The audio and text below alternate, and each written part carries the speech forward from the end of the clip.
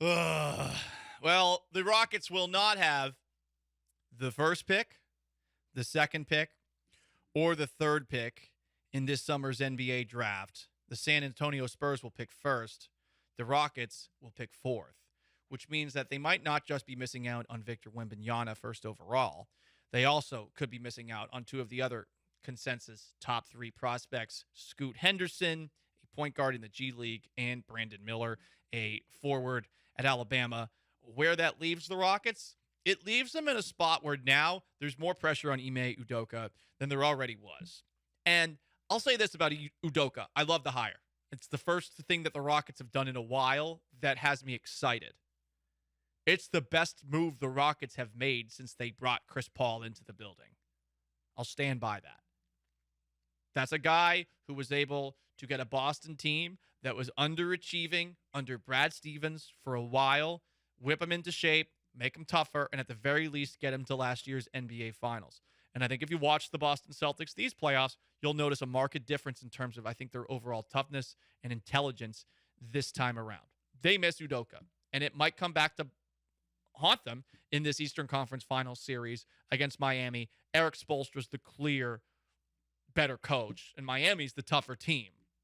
Boston has more talent. That doesn't always win in the NBA, which has been a nice little change over the last couple of seasons, specifically when it comes to playoff Jimmy, Himmy Butler from Tomball. Anyway, to bring it back to the Rockets, Ime Udoka is now going to have to turn into essentially Yoda, to make a Star Wars reference, or just the greatest teacher of all time.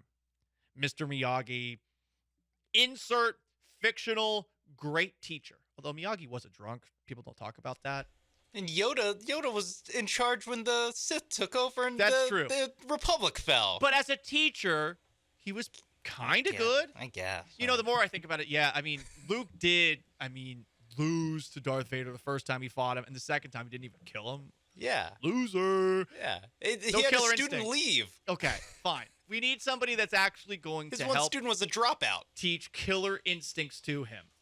I don't know what teacher I'm thinking about here. All I know is that Udoka has to be that guy. Udoka has to make Jalen Green into the guy that the Rockets thought they were getting by drafting him second overall. Udoka has to continue the development of of last year's third overall pick, Jabari Smith Jr.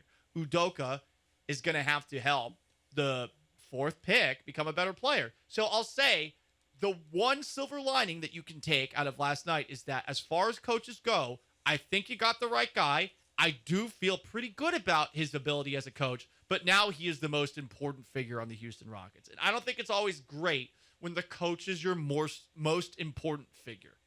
You know, some people might have argued, hey, Greg Popovich, he had a huge impact on the Spurs. But he did come into a team that already had David Robinson on it. And on top of that, he got Tim Duncan right after he took the job. And obviously that helped him out over a 20-year stretch. Much like with Tom Brady and Bill Belichick, there's a legitimate argument to be made that Belichick would have been nothing without Tom Brady. I do think Belichick helped out Brady at the beginning.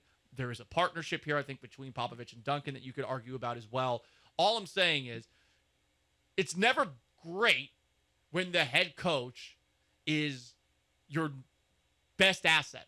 And right now, that's where the Rockets find themselves because they did not win the lottery. So there's a lot of pressure on Udoka. I do think that he could meet said pressure, but that's what last night told me about this Houston Rockets team.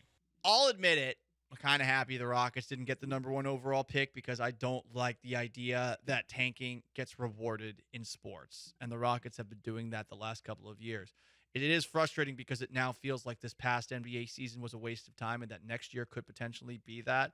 But now it's all on Ime Udoka, head coach of the Rockets, to turn Jalen Green into something special, to get the most out of Kevin Porter Jr. if he ends up sticking around here long term, to make Jabari Smith Jr. continue to improve.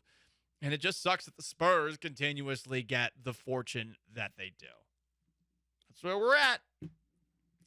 This is probably the most Rockets basketball we're going to talk for a very long time, too. I think it's fair to say that.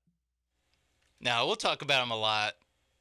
July, 3rd, 4th, when they signed James Harden? Oh. We'll talk about them a lot then.